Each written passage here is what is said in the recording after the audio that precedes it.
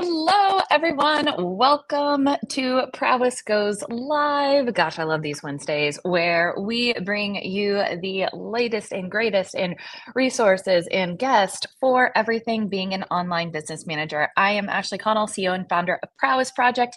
What we do here at Prowess is we help people pivot in their careers, use all of their patchwork quilt like background and skills to become online business managers. We then match them up with their ideal clients. And like I said before, each week we want to bring you the latest and greatest.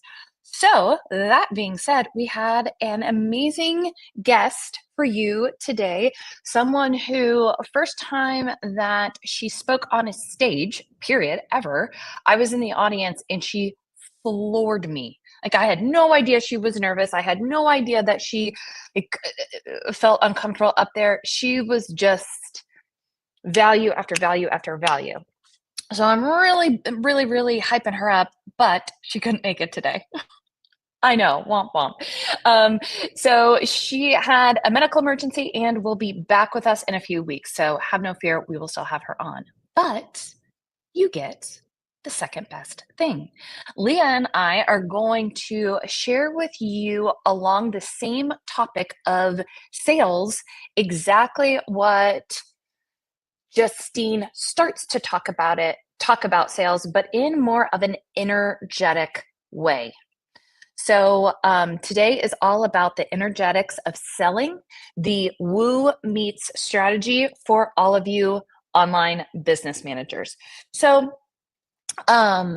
again, what we're going to be talking about today is I know from online business managers, what I hear all the time is that selling feels icky. Selling feels uncomfortable. Maybe that is the one thing that is getting in the way of you either starting your OBM business, getting to the next level in your OBM business, getting that first client in the OBM business, is you get tripped over the word sales. And so that's really what we're talking about today, is shifting your mindset so that you can go out there and do sales in a way that feels in alignment with you.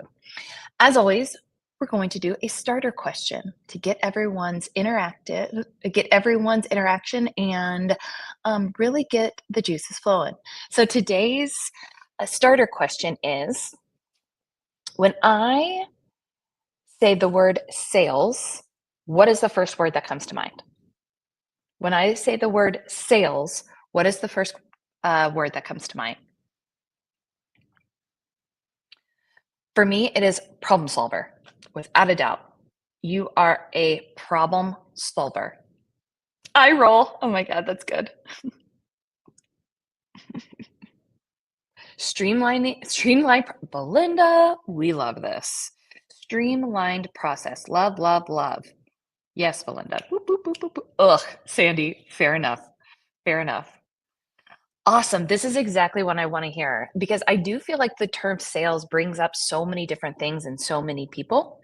And that's exactly what we're going to be diving into today. So I'm going to bring Leah up. And like I said, we are going to take both sides of sales. Leah has years of formal sales training that she is going to impart her amazing wisdom on. And then from my perspective, my role at Prowess Project is to sell all of our OBMs services to CEOs. So I'm talking to CEOs all day, every day. And I am thinking like a CEO. So I am the type of person that all of you are selling to. So with that being said, Leah, I would love for you to just share a little bit about your background when I said your sales background and how you have taken that and able to share it with our OBM audience or transfer it to how you use it today. Sure. And I'm excited about chatting about this because it made me pause and like really look back, because I often think it's funny that I have 7 years of sales experience.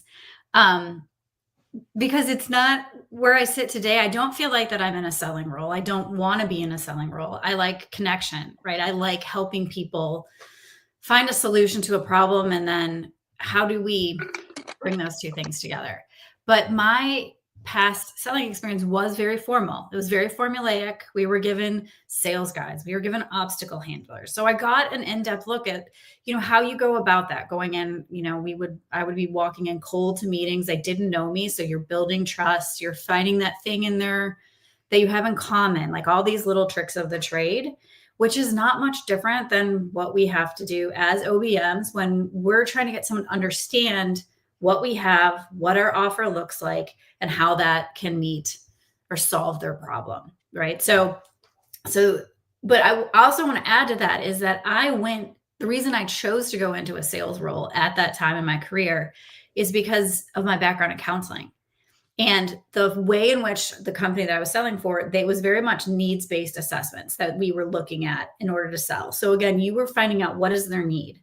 You were determining, are we the right one for that in an ethical way? And then let me continue this education process to show them why I'm the right option for their problem.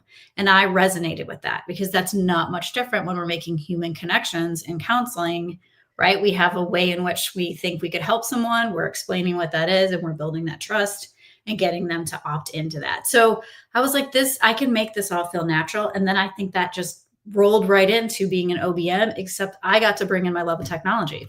So I got to be real nerdy about it. Oh, I love it. I love it.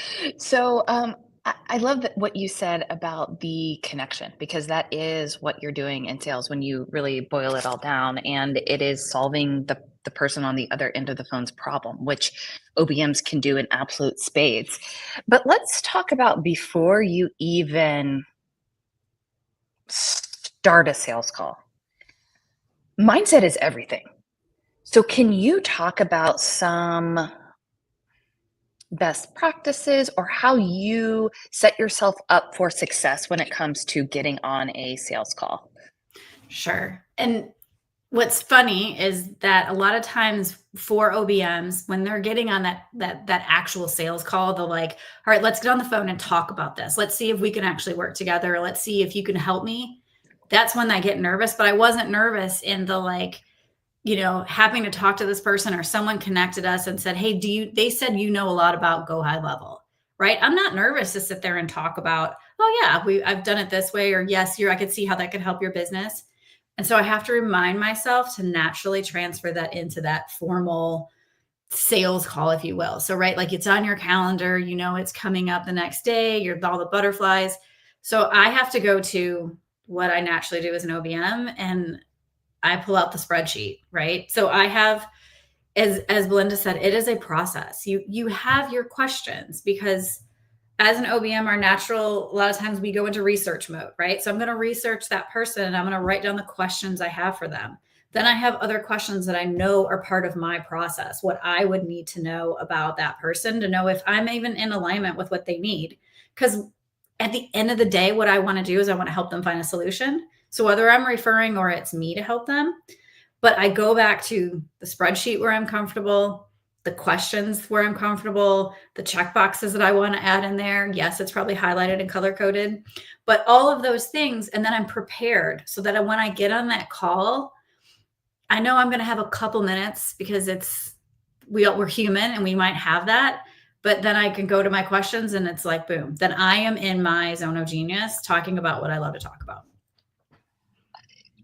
I love that. And Leah, obviously I do not have the OBM brain, far from it. But I do the exact same thing. I have given thousands of sales pitches at this point, but for OBM services, but I still every single time have my script up just in case. It's almost like a comfort blanket. Yes. Just like, oh, okay, if for whatever reason I go on a tangent about, hey, we both love John Mayer is the first person that came to mind. And like we go off on a tangent and then I need to bring myself back. Like I still have that to ensure that I have all of the top things that I need in order to decide, are we a fit or are we not a fit? You're making me reflect on again, back in my formal sales days. And I was like this, I was kind of crazy about I would sit in the car and I would have my computer and I'd be looking at all of my past notes. I'd be looking at the data. I would look at my counterparts' notes and being like, okay, what is the one thing, if I only get 2 minutes with this person, what's the one thing that I want to say? And what's the one piece of data I want to back it up with? Right. So, but all of it, like you're talking about, there popped in my head because I used to joke about that being like the comfort blanket of like, I had this one warped sales piece that I was like, that's what I want them to see, because last time they said this was their problem. And so I think as OBMs, when we can sit there and do our research ahead of the call, like figure out what it is and come up with like 3 questions that you want to ask them that you think is the reason why they wanted to get on the phone. So you're just kind of clarifying. And then you're like, what is the one thing I want them to walk away with? It's like, there's my other version of a patchwork quilt. I love it. I love it. I love it. And here's the other thing.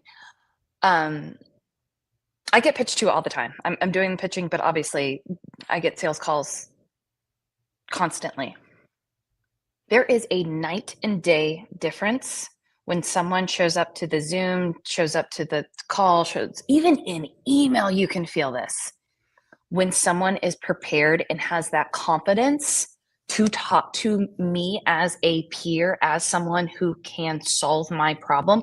And I don't mean confidence as in ego and gravitas. I mean confidence as I know I'm an expert, I know what I'm doing, and I genuinely want to help solve your problem. That oozes out of or through the Zoom screen. Mm-hmm. You can feel it in a second. Yes, which I think for OBMs, a lot of times it's like getting out of their own way and letting that happen, because that part is very natural to them. It's like we feel like we have to have this professional PowerPoint, but make it work for you, right? Because like what you just said, it is making that connection and that person feeling seen and that you did some research. I mean, I know that I've heard from Ashley Connell the number of times she's like, and they'd already done this analysis on our website and they brought that into the conversation. Mm-hmm. Yes. And I'm like, give them our money. And Leah's like, no. Yes. I can honor that. Yeah, exactly. So good. So speaking of give them our money, let's talk about money mindset. The number one thing that people are very uncomfortable with that I hear over and over again is, okay, I can problem solve all day, I can connect all day, but when it comes to the money, I get nervous. When it comes to the money, I start shrinking in. When it comes to money, I just feel like I can't ask. So Leah, I'm curious, do you have any thoughts on that mindset shifts? How do you go about thinking about money? When it comes to that ask particularly, one, I have to remind myself, I did a ton of work to put that number on like the reason I would say this is how much it would cost. I have to trust in my own process that I did that research. I didn't pull that out of nowhere. That's not, just something I heard. There's a process to get into that. So one, we have to remind ourselves, yes, you did all of this work. That's what you're going to put in front of them. And two, it's just an exchange of energy, right? Like the woo-woo side of it with money, it's an exchange of energy. You're saying it's going to take this much energy from me, and this is what I'm going to equate to that as a number. And that's the value of it. And you have all of that experience behind it. You have all of your, like, it goes beyond expertise. Is that what we know about OBMs is like, they want it to work. It's not just, a one and done. Like they really want their solution to work. So get paid for that. And then the other thing that came to mind when we were prepping for this session was the number of times that I've heard a CEO say how happy they are to pay their OBM, because that means their business is successful. So we get all up in our heads about, oh gosh, they're going to write me this check and it's going to be this much money. Their energy a lot of times is the joy of paying you that, because that means their business is running well. So it's like, don't take that away from them. Say what you're worth. If they're in the right spot, they will pay it. And if not, you probably will be gracious enough to give them a referral of what will meet their needs at that time. Absolutely. And of the vast majority of CEOs that I speak with, they have way less time than they do money. They would happily pay for shortcuts. They would happily pay for someone else to do this, especially an expert. So if you're coming in there confident and already providing value on this sales call, discovery call, whatever you want to call that, they're like, yes, please, where do I sign so that I don't have to worry about it because I have umpteen million other things that I need to get done. So just because money could feel like a constraint for you, oftentimes it's not for them. It's time. It's the time. Yeah. So making it as simple as possible to just go ahead and say the number. Yeah. And then, you know what I mean? Like get right to the root of it and they're going to know if they can move forward or not. Or is it just a smaller place you're starting from? Or a lot of times it's actually been the opposite. They're like, okay, but what if we did more? Because like to your point, they want a solution and they need it quickly. Yes. And they want to deal with one person. Like Yes. That's what I'm hearing more and more lately is, oh my gosh, I have a automation person and I have a Shopify person and I have a Go High Level person and I'm managing all these people and I want to lose it. That is your value proposition. You are saving so much time managing when they don't want to be the person who's managing. So two tactical things that I want to bring up when it comes to money. And let's say you're uncomfortable with you think that let me say this again.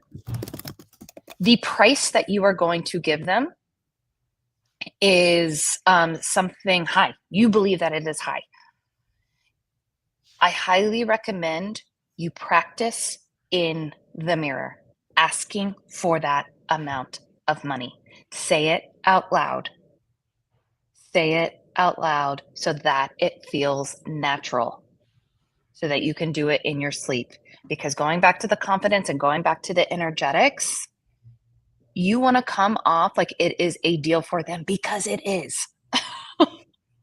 But if you come off as shy about it, then they're going to immediately think like, okay, this person thinks that this is a lot of money, so maybe it's not actually worth it. Again, goes all to energy. I think that's such a great point, Ashley, is that bring the energy that like how you say it matters and be succinct and fewer words. For this, my rate is $4,500. How does that sound to you? Because you're right. The more we invite them into any kind of scarcity or is there the value or whatever, we start to create that and unravel that. But if it's just like anything, this is the price. If they have more questions, they will ask it. If they want a different type of solution, they will ask it, but put it out there. And this is exactly where I see this, and I have fallen victim to this several times. I say it's $4,500 and they say, ooh, that feels expensive. And then my confidence just shatters. I'm like, oh my God, I'm too expensive. Like, oh my God, they're never going to say yes. But then I tried something the other day and it felt really good. Okay, that feels expensive. That feels expensive compared to what? Oh, wow. Great question. And they say, oh, well, I was talking to this VA and they were going to do all of this for $1,000. Okay, well, tell me about this VA. What exactly were they going to do for you? What experience did they have? Do they know X, Y, and Z? Are they bringing strategy?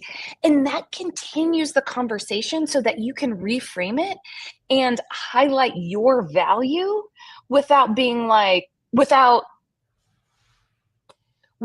feeling down on yourself or like the deal is dead in the water, but also presenting yourself and positioning yourself as the expert that you actually are. Well, a couple of things that I love that you just said is that one, it's a conversation. And that's where you want to go with sales, right? Like you want it to be a conversation. You actually you want to get off the pitch that making it feel that way. You want it to be a conversation. And two, as an OBM, you're continuing that research. You're digging further into what their problem is. Because maybe, and this does happen, they don't completely know what they need, right? So this whole time they're thinking this is going to look like a VA and you need to do more education. So yes. Two things could happen. You could educate further of like, this is actually how much I will be taking on for you and what the solution would look like, the deliverable. And they may say, oh gosh, that's actually what I need. Or they're going to be like, oh gosh, this isn't actually it. And now you're going to save both of you time because you were speaking in two different languages. Exactly. It's all about the frame of reference. If they have hired a VA before, that is all they know.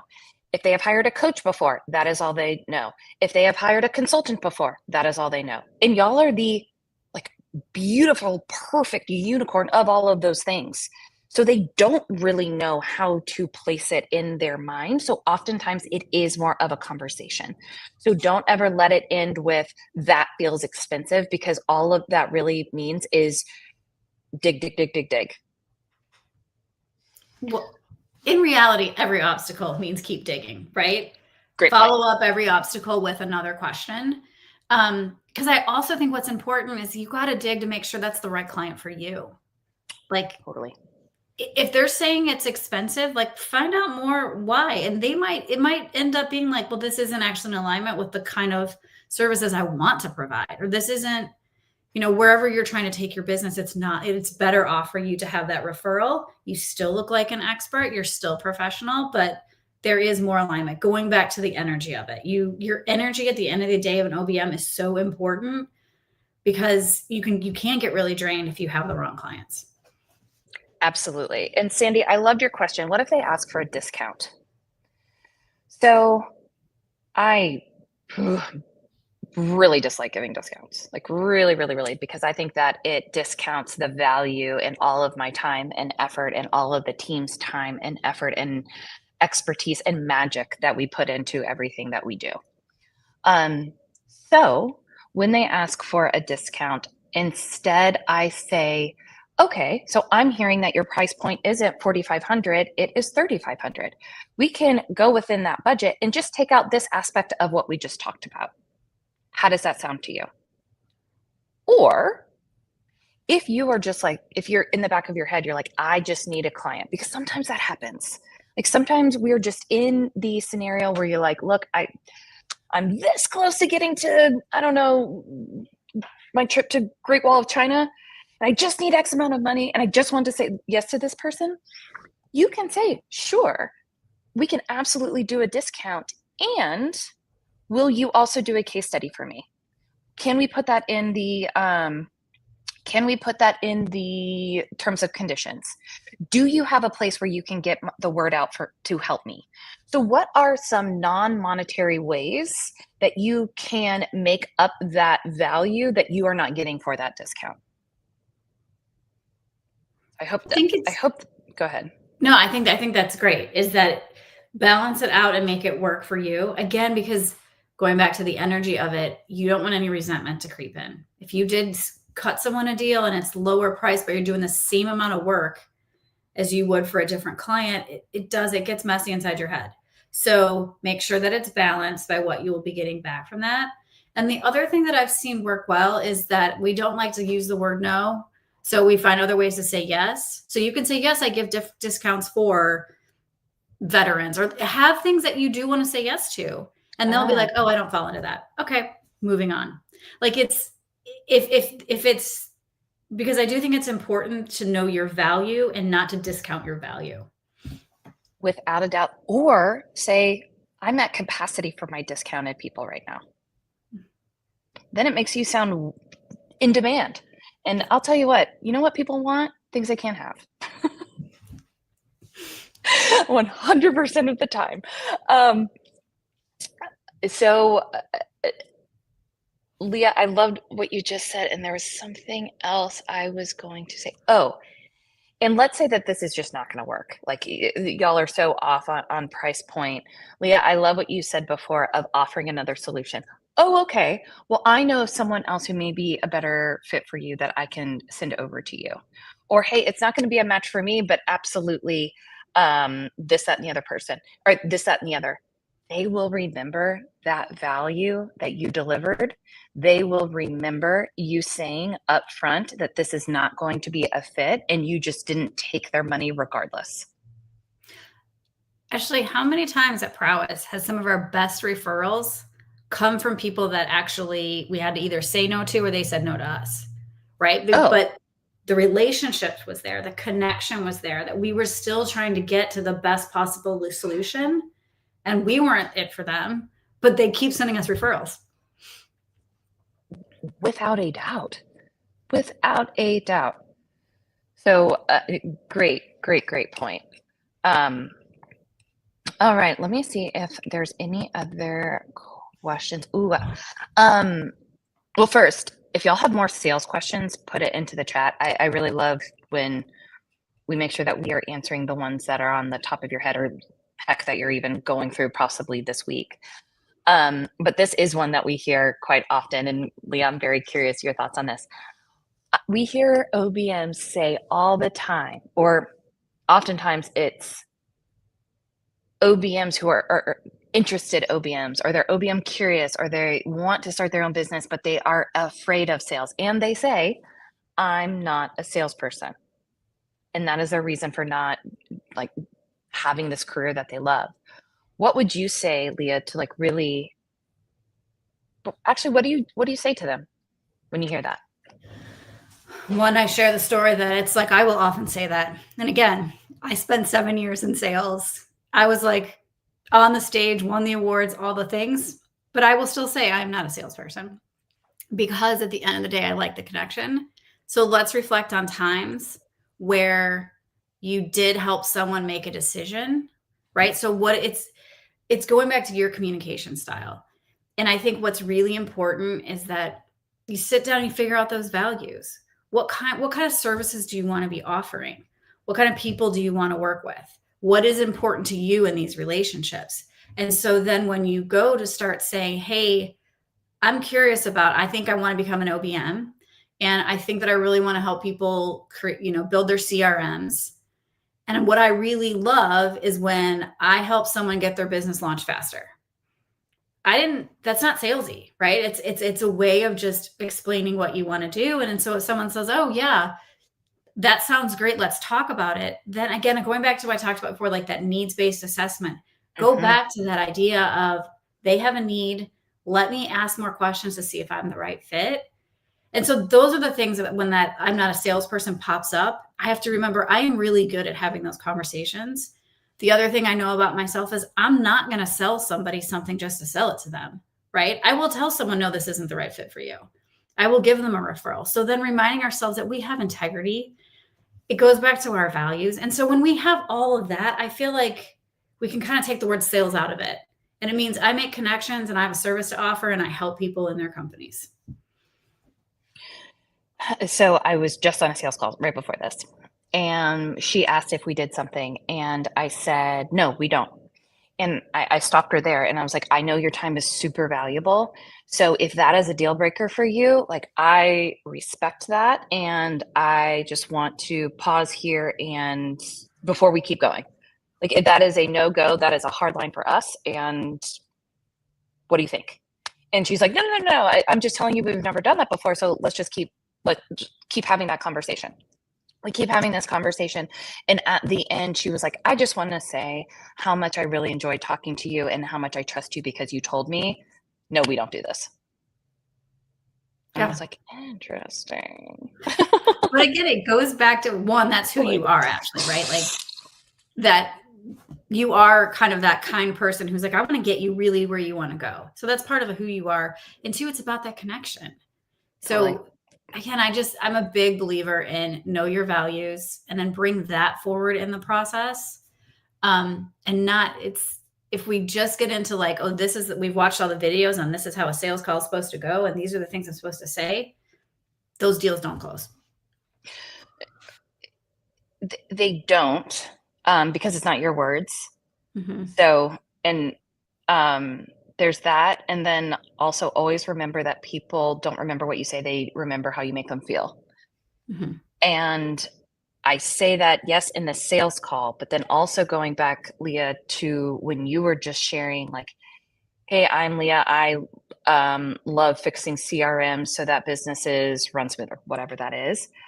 I remember when I was telling people about Prowess Project at the beginning, they could feel the excitement and enthusiasm and just like how I would light up as I was talking to them. And I would just go on and on about how excited I was. And then they would stop me and be like, I'm loving all this. Can I actually buy it? Like, can I actually get those services? Just because I was so jazzed. Mm-hmm. That they were like, I need this. But I wasn't selling anything. I was at like the gas station just telling them about my job. And so just never, ever, ever underestimate vibes. Yep. Vibes. Um, We do have anything? a good question here. Oh, okay, perfect. Yeah, thank you. If someone asks if you're an expert when you really know something and you're not really sure they actually need an expert. So if I'm reading this correctly, it's sort of like when they toss that out there as like a validation marker, like, are you an Mm, expert? But maybe mm. that's not something that you would put on your website, or you don't feel comfortable claiming that title. This to me is an opportunity of like, tell me more what an expert in that looks like to you. Again, it's just a way to keep the conversation going, dig a little deeper, and then reflect. I mean, and you might be able to reflect back to them the difference here, right? Because a lot of times when you do hire an expert, but you need a generalist because you've told me about problems over 16 different systems, you know what an expert's going to get you? Like usually in the consulting world, it's a big plan that no one takes action on. So opportunity to dig deeper. So that, Leah, absolutely that. Y'all underscore that. But also, this is what I hear too. People will be like, well, I need a go high level expert. I'm like, yep, we train on go high level. They're like, great, but do they have 5 years of experience in go high level? And have they done go high level for 5 different companies that are just like mine? And I pause and I'm like, okay, maybe. But here's the other side of that. When you have a go high level expert come in, they are looking to solve your problem just from the go high level lens. So they are coming into your business and solving what could be a symptom of the problem, not the full thing. That is why a generalist is so important, because they can look at the forest and the trees. They're not going to solve your big business problem, or you may have a big business problem, but they're telling you, oh, your tags are incorrect. Not going to move the needle. Right there is right. Asking that question of like, well, what's the end goal? Because the goal is to move the needle, right? Yes. And so again, it's just getting that clarity, asking more questions. And that's how learning, sales, whatever, any obstacle they give you is an opportunity going. Without a doubt. Do we have any other questions? I think we just lost. Almost. Oh, you're back. Wi-Fi, ladies and gents, the Wi-Fi. All right. Is there any other questions?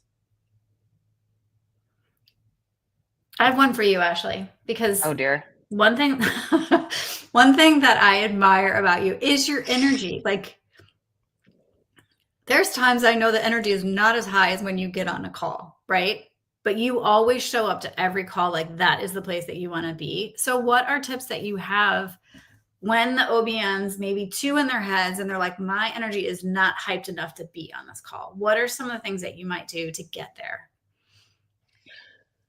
I always go back to my why. And I know that that sounds cheesy, but I mean, how many people have we had become OBMs who are excited about getting more clients? And I think about that. I think about everything that we have done, and I think about everything that we will do. And then I remember that this may be the only time that this person ever speaks to me. And so, heck yeah, I need to be excited and energetic about all of these amazing OBMs that we have to offer. Why wouldn't I be? Why wouldn't I be anything else? And it's almost like this split second shift that I do, because now it just becomes second nature.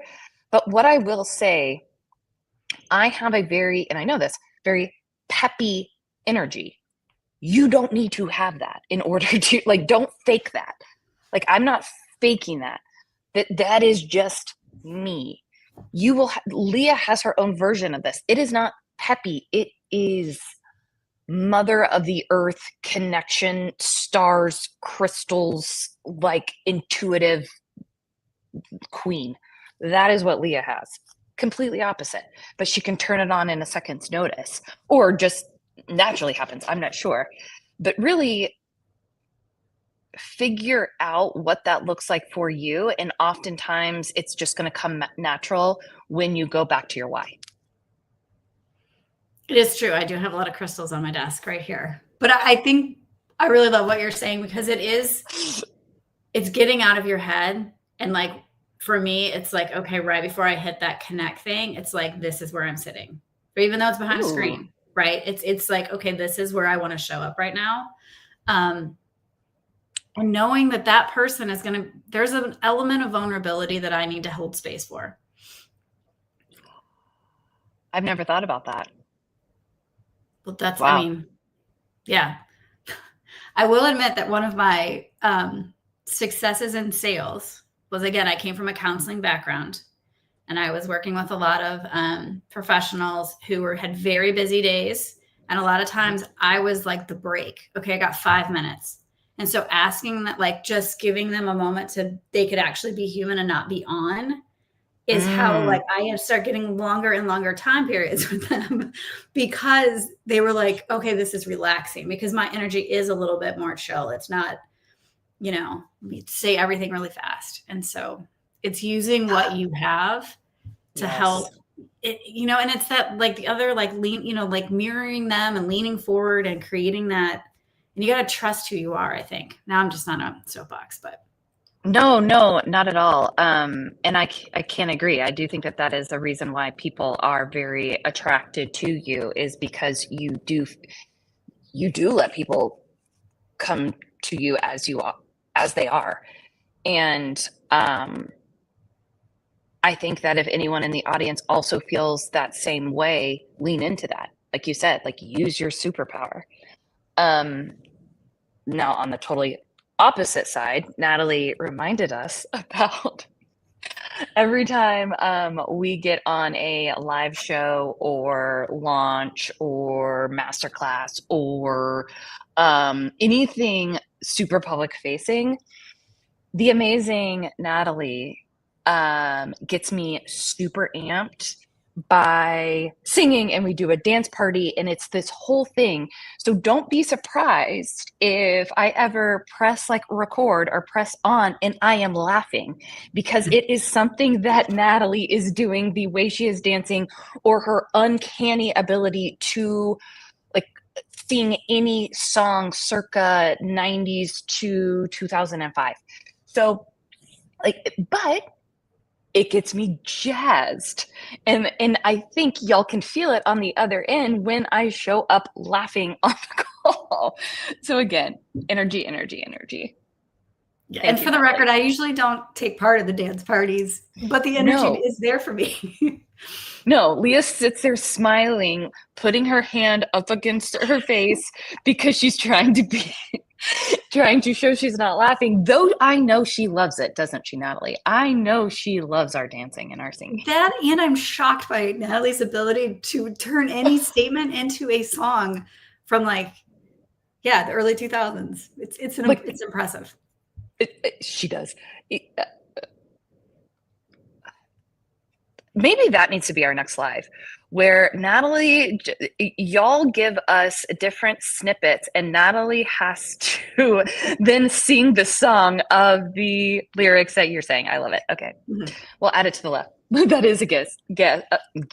Whew.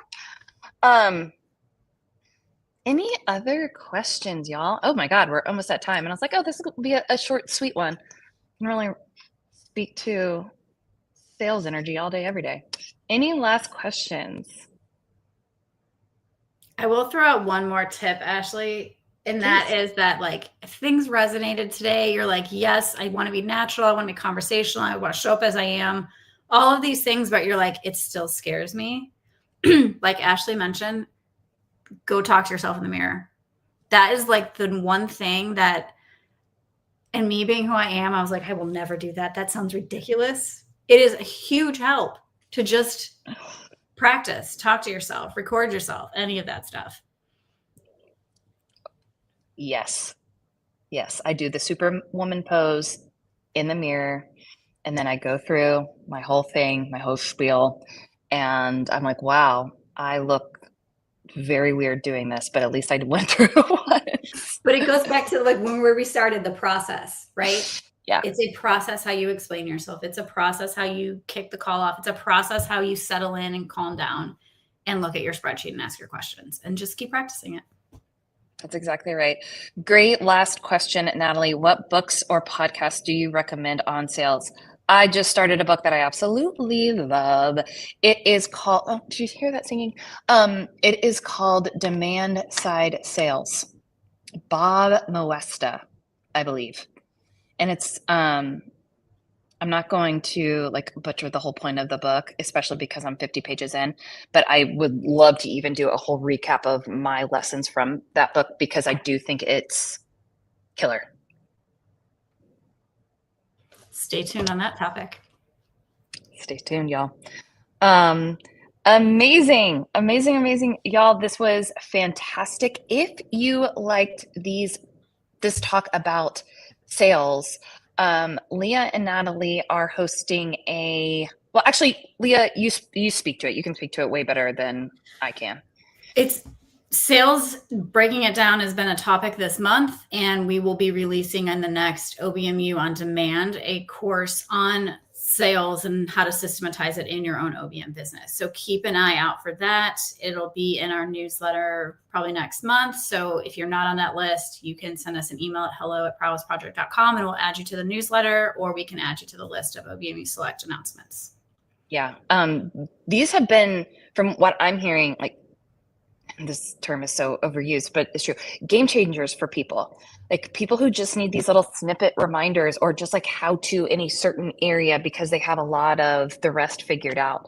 It's been really cool to see the impact being made. Well, and I think do a great job.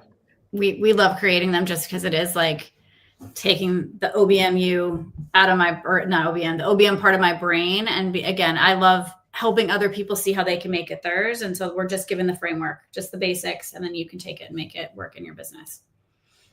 Love it. Love it. Love it. Love it. All right, y'all.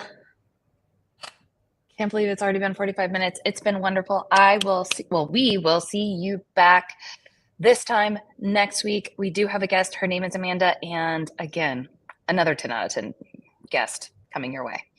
10 out of 10. She also does sales, and in a completely different way, but equally valuable. I'm sure you'll get a ton of nuggets. So thank you, everyone. And we will see you back next week.